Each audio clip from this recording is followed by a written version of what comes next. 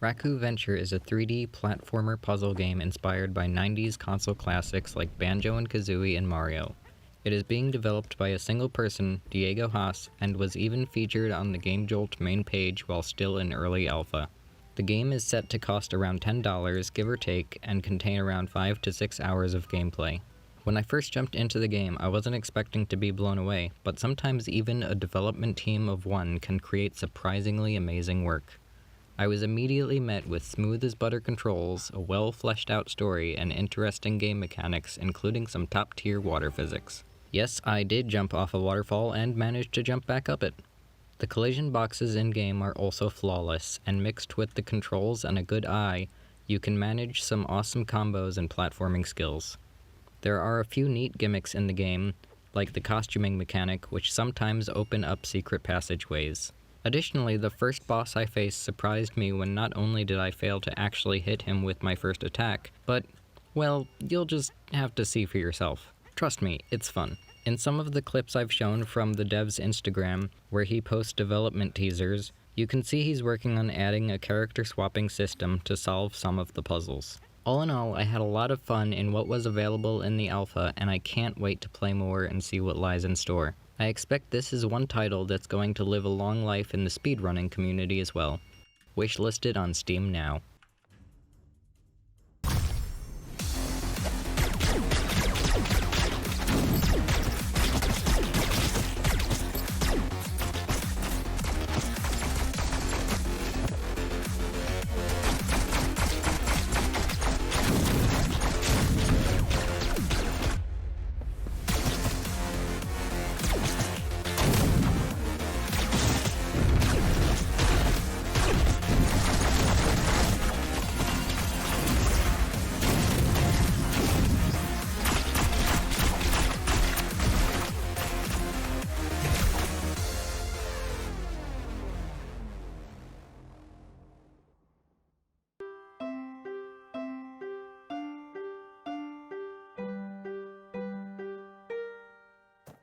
Neon Abyss is a roguelike action platformer with unlimited item synergies and a unique dungeon evolving system. It is in development by Veewo Games, winner of several Editor's Choice Awards for their mobile games. Although I haven't provided a lot of my own footage because the game is still only available via an early demo, what I did play was a truly wonderful experience, and I expect I will come back to this game often. Utilizing a legacy mechanic to enhance your character every time you die, you can unlock numerous skills, characters, shop rules, levels, and even game mechanics, and so much more. There are also pets that basically become turrets once hatched, and who doesn't want an adorable army of death to protect them? I know I certainly do. Shooting and jumping feels well balanced with the enemy patterns, as well as the structure of the boss fights. Learning the different items and weapons can be a challenge, but all of them are fun to use with the other item synergies. The unlockable characters also have different abilities. The game is so good as is, I'm overwhelmingly excited to see what changes are in the next build. It reminds me a lot of games like Enter the Gungeon and Serious Sam, but with better progression and synergies. Wishlisted on Steam now.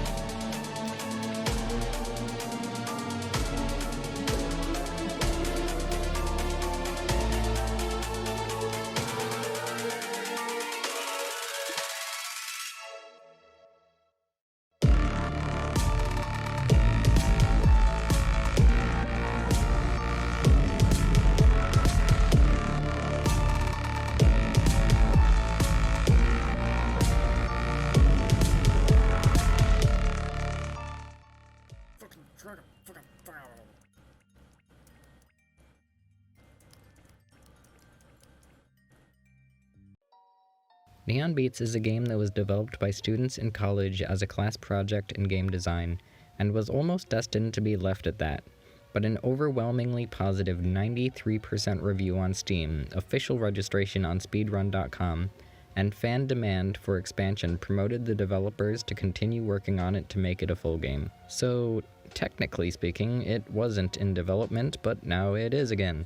Good job, fans! Similar to Geometry Dash, the goal of this 2D platformer is to follow the beat while navigating through corridors, avoiding spikes, and over platforms. Failure to keep up with the rhythm could spell certain death, unless you are going for a speedrun. The hardest part of the game when I first played was figuring out how to do consecutive wall jumps, so here's a hint: just hold down both A and D while doing them. In its current state, it can be completed in around 15 to 20 minutes, but we can expect a lot more, according to the developers, around September and beyond. It is currently available on Steam. By the way, it's a complete coincidence that 2 of the games in this list have neon in the name, but I'm totally down with bringing the 80s vibe back into games.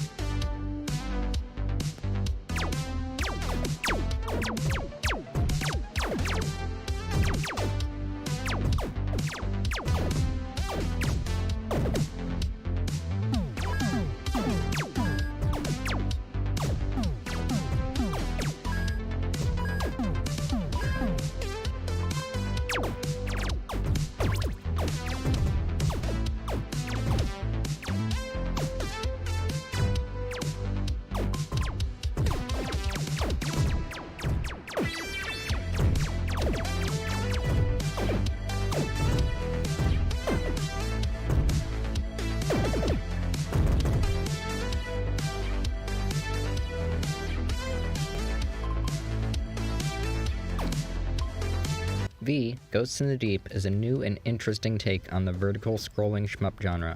This title is developed by Prime Chaos Games, a 2-man team with a passion for modding and self-authorship. Between them is a history in game design and modding, as well as a bit in the game industry. The game itself is an entirely new kind of shmup that I've never played before, so I'm dubbing it a puzzle shmup. And in case you haven't noticed, I play a lot of shmups, from the traditional to the just plain strange. This one deserves its own special place in my heart.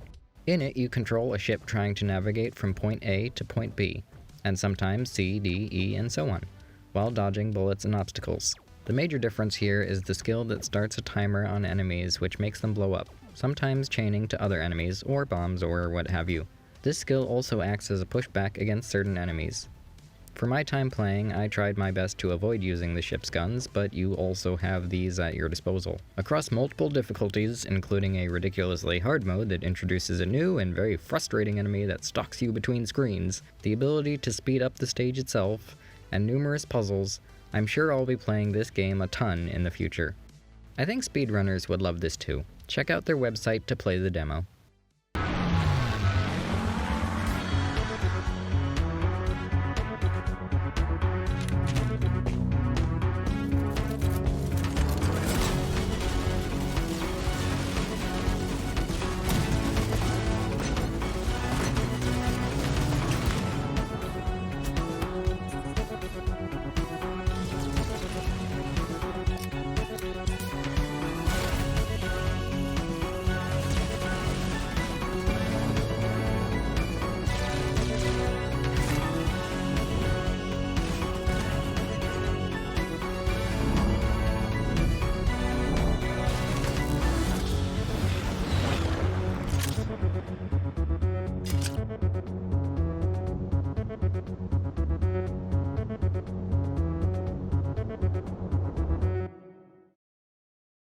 making. Oh god.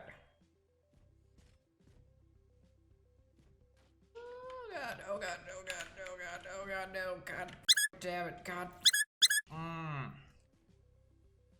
Steambirds Alliance is a top-down shmup MMO light by Spry Fox LLC. They are the biggest team on this list and have experience in several games, along with some of the same talent behind Realm of the Mad God. Similar to Realm of the Mad God, the goal of this roguelike is to level up your ship with many other players and beat a series of smaller bosses and general baddies until the big boss is summoned and draws all players in to tackle it. Currently, the mini-servers are capped at 60 players per instance, which is pretty significant for a shmup, and probably even a record in the genre.